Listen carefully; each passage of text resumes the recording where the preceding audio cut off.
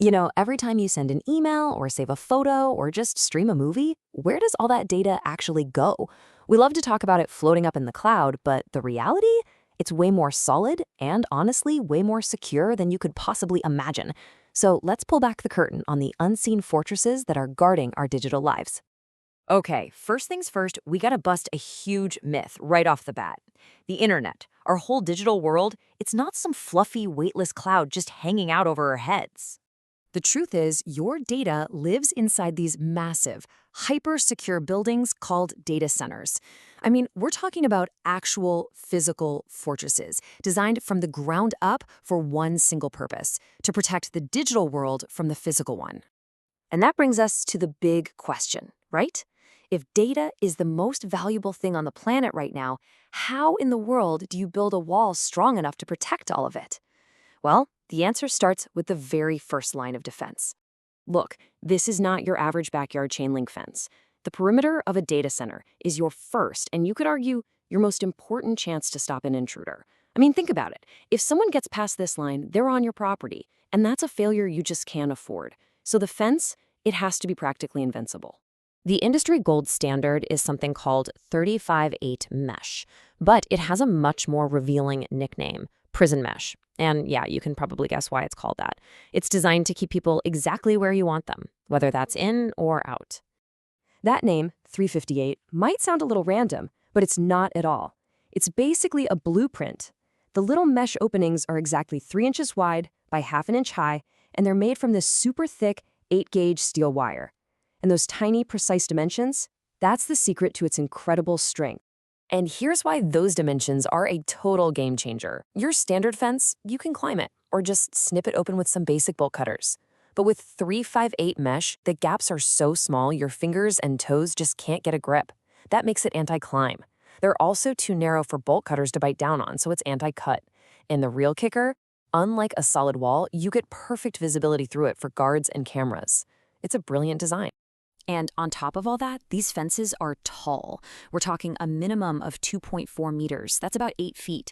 And they're usually topped with razor wire and built on a solid concrete base to stop anyone from tunneling underneath. This fence is literally designed to defeat a determined person. But a person on foot isn't the only threat they're worried about. Okay, so we've stopped a person trying to climb over. But the modern world has threats that are a whole lot bigger and a whole lot more destructive. I'm talking about hostile vehicles. Think ram raids, or even worse, trucks carrying explosives. Yeah, that 358 mesh fence is tough, but it's not going to do a thing against a 15,000-pound truck going full tilt. For that, you need a completely different kind of defense system, one that's known as hostile vehicle mitigation. And this isn't just guesswork, like, oh yeah, that looks strong.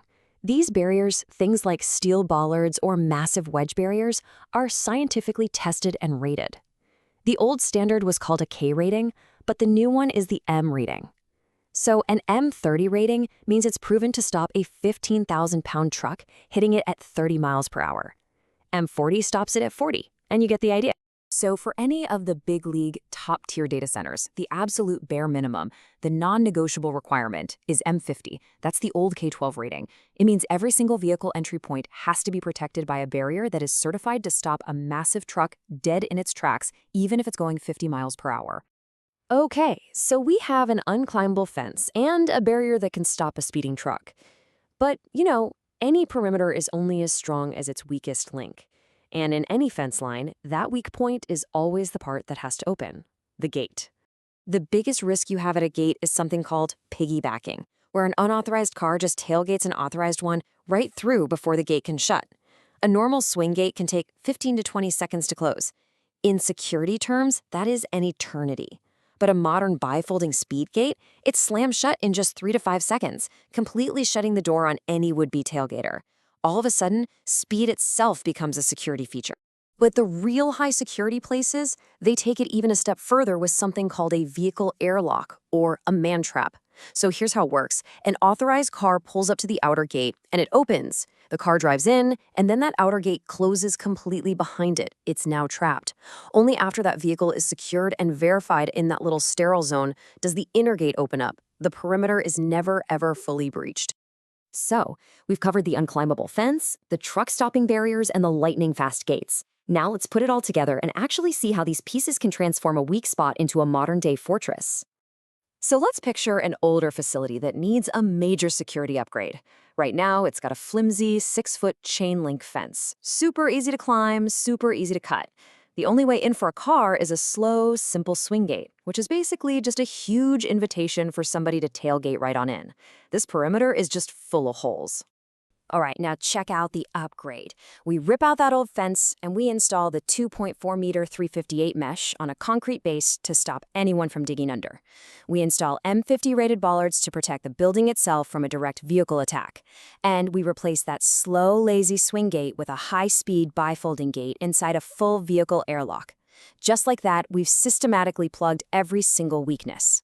But here's the truly incredible part. Everything we just talked about, all of that amazing engineering, all that strategy, all that technology, it all goes into building just the outer wall.